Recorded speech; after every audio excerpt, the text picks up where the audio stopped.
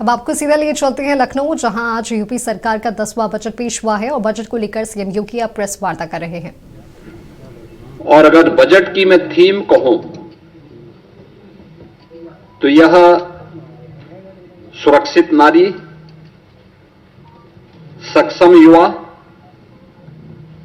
खुशहाल किसान और हर हाथ को काम, तकनीकी निवेश से समृद्ध होता उत्तर प्रदेश के लिए समर्पित यह बजट 9 वर्ष के नवनिर्माण की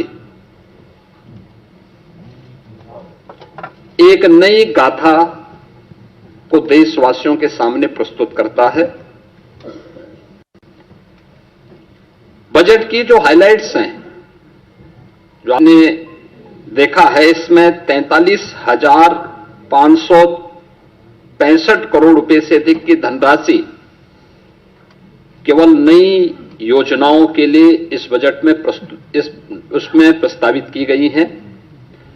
दूसरा, 2 लाख करोड़ रुपए से अधिक की राशि कैपिटल एक्सपेंडिचर के लिए है, यानी ये परिसंपत्तियों के नवनिर्माण में, इंफ्रास्ट्रक्चर के डेवलपमेंट में और इकोनॉमी की यानी अर्थव्यवस्था को सुदृढ़ीकरण करने में इसकी बड़ी भूमिका होती है और यहीं से रोजगार का सृजन भी होता है। ये रोजगार सृजन में भी एक बड़ी भूमिका का निर्वहन करता है।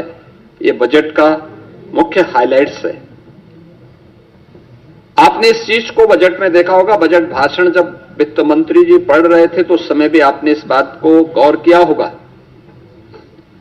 कि बजट में जो हमारी एफआरबीएम की सीमा है, यानी पिछले 9 वर्ष में यह हमारी सरकार का 10वां बजट है और पहली बार हुआ है जब किसी मुख्यमंत्री को 10वां बजट प्रस्तुत करने का अवसर प्राप्त हुआ है यूपी जैसे राज्य में। इससे पहले कभी नहीं हुआ। दूसरा है कि इन 9 वर्षों में एक भी टैक्स नहीं लगाया गया। तीसरा है, यूपी के अंदर जो भी कर चोरी थी, लीकेजेस थे, इन सबको रोक करके कुशल वित्तीय प्रबंधन के माध्यम से बेमारू राज्य से उत्तर प्रदेश को भारत की अर्थव्यवस्था का एक ब्रेक थ्रू के रूप में प्रस्तुत करते हुए रेवेन्यू सरप्लस स्टेट के रूप में प्रस्तुत करने में सफलता प्राप्त हुई है। 2017 में जिस राज्य में ऋणग्रस्तता थी और वह उसकी 30% से अधिक थी, उसे घटा करके हम लोगों ने अगले ही 2-3 वर्षों के अंदर 27% में लाने में सफलता प्राप्त की थी। लेकिन 3 वर्ष का जो कोविड कालखंड था, इसके कारण यह सीमा बढ़ी थी। हम इसे फिर से 27% में लाने में सफल हुए हैं और हमारा इस वित्तीय वर्ष में यह लक्ष्य है कि हम इसको 23% तक लेके आ जाएं। यानी जो रिजर्व बैंक ने तय किया है कि किसी भी राज्य की जो कुल जीएसडीपी होगी उसकी 30% से अधिक ऋण उस पर नहीं होना चाहिए। उत्तर प्रदेश देश के उन राज्यों में है जिस राज्य के पास जो भी एफआरबीएम की सीमा तय की गई है उसके अधीन उत्तर प्रदेश ने अपने वित्तीय प्रबंधन को रखा है और उत्तर प्रदेश की ऋणग्रस्तता उसी के अधीन उत्तर प्रदेश के अंदर देखने को मिल रही है। यह हमारा कुशल वित्तीय अनुशासन भी है। बिना अतिरिक्त टैक्स लगाए हुए उत्तर प्रदेश के अंदर वेलफेयर की स्कीम को, इंफ्रास्ट्रक्चर की स्कीम को और प्रत्येक सेक्टर में नई ऊंचाइयों को प्राप्त करते हुए विकास के नित नए सोपान को स्थापित करते हुए आज उत्तर प्रदेश जिस दिशा में आगे बढ़ा है, अपनी अर्थव्यवस्था को मजबूत किया है, उसके बल पर उत्तर प्रदेश आज देश की टॉप 3 इकोनॉमी में एक है। देश की जो टॉप 3 इकोनॉमी है उनमें से उत्तर प्रदेश की एक है। हम लोगों ने उत्तर प्रदेश जैसे राज्य को, हमने देखा होगा कि उत्तर प्रदेश में अब अनएम्प्लॉयमेंट जो रेट है इसको हम 2.24% तक के नीचे लेके आने में सफल हुए हैं। यह स्थिति 2017 के पहले यह लगभग 17 से 19% तक था। आज इसको हम नीचे करने में सफल हुए हैं। जॉब लेड ग्रोथ को लेकर के हम लोगों ने इस पूरे बजट की जो हमारी सोच है, युवाओं के प्रति समर्पित भाव के साथ जो भी ग्रोथ हो वह उनके एम्प्लॉयमेंट को लेकर के भी हो और युवाओं के एम्प्लॉयमेंट पर विशेष रूप से ध्यान देते हुए एमएसएमई, स्टार्टअप, ओडीओपी और स्थानीय उद्यमियों को विकसित करते हुए बृहद निवेश की नई योजना के साथ उत्तर प्रदेश को इन्वेस्टमेंट डेस्टिनेशन के साथ एम्प्लॉयमेंट जनरेटर के रूप में भी एक बड़ी भूमिका के साथ आगे बढ़ाने का तय। और इसके लिए आपने बजट में इन चीजों को देखा होगा, कैसे उत्तर प्रदेश ने अब उस दिशा में कार्य करना प्रारंभ किया। इमर्जिंग टेक्नोलॉजी को लेकर के आज जो बड़ी घोषणाएं हुई हैं, उन बड़ी घोषणाओं में जो बहुत महत्वपूर्ण सेक्टर है कि उत्तर प्रदेश सरकार जहां पे चल रहा है, आपने देखा होगा उत्तर प्रदेश राज्य में हमेशा इस बात को देखने को मिलता था कि अलग अलग विभाग अलग अलग समय में अलग अलग डाटा प्रस्तुत करते थे। हमारी सरकार ने तय किया है कि हम यूपी के अंदर एक स्टेट डाटा अथॉरिटी का गठन करेंगे। स्टेट डाटा अथॉरिटी या उत्तर प्रदेश के अंदर रियल टाइम डाटा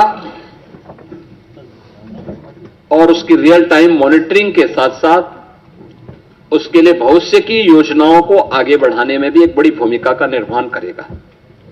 बजट की जो हाइलाइट्स हैं उनमें से ये भी है। दूसरा, इमर्जिंग टेक्नोलॉजी के लिए आर्टिफिशियल इंटेलिजेंस या अन्य सेक्टर में कार्य करने के लिए डाटा सेंटर क्लस्टर की स्थापना, यह भी बजट में इसका प्रावधान, इसके लिए भी धनराशि की व्यवस्था की गई है। मेडटेक और डीपटेक के लिए एआई मिशन की घोषणा, यह भी इस बजट के अंदर है, जिससे युवाओं के लिए स्किल युवा को अधिक से अधिक जॉब हम उपलब्ध करवा सकें। इसके लिए उनकी स्किलिंग की प्लानिंग भी इस बजट में, उसका महिला उद्यमी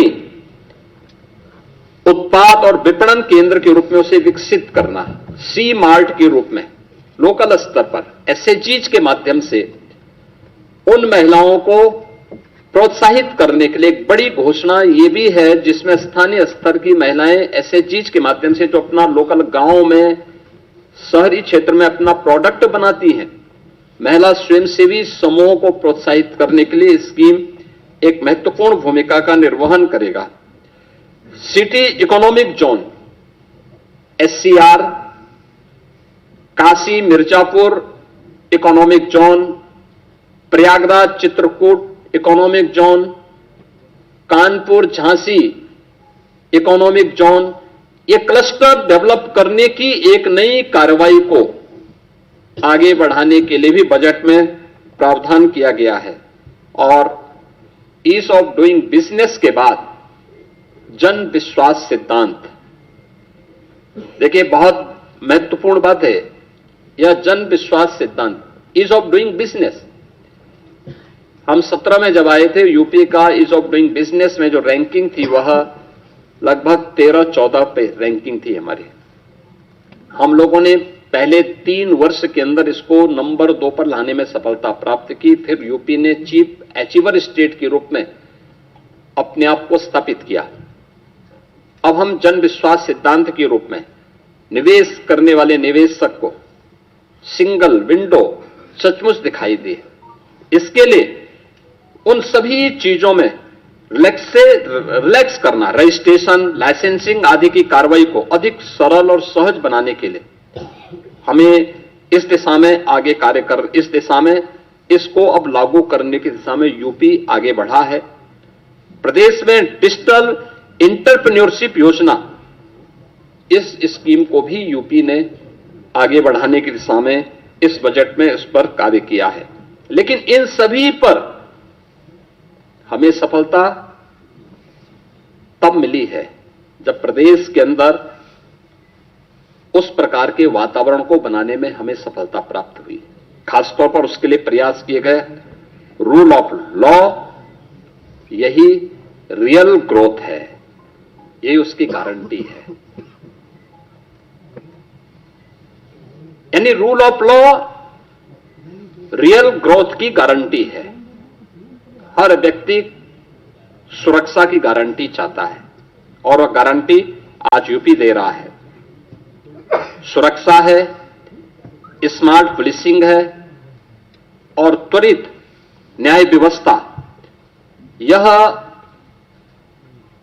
नागरिकों को भी और निवेशकों को भी दोनों को सुरक्षित और एक भरोसेमंद वातावरण देने में एक बड़ी भूमिका का निर्वहन करता है। इससे प्रदेश में एम्प्लॉयमेंट क्रिएट हुआ है दोनों स्तर पर। अब कोई सोच सकता था यूपी में 50 लाख करोड़ रुपए से अधिक का निवेश के प्रस्ताव आएंगे? यूपी का मृत प्राय सा हो गया एमएसएमई सेक्टर, फिर से ग्रोथ करके 3 करोड़ से अधिक नौजवानों के लिए नौकरी और रोजगार की संभावनाओं को विकसित करेगा। आज ये यूपी में संभव हो रहा है, आज ये यूपी में दिखाई दे रहा है, यूपी में हुआ है।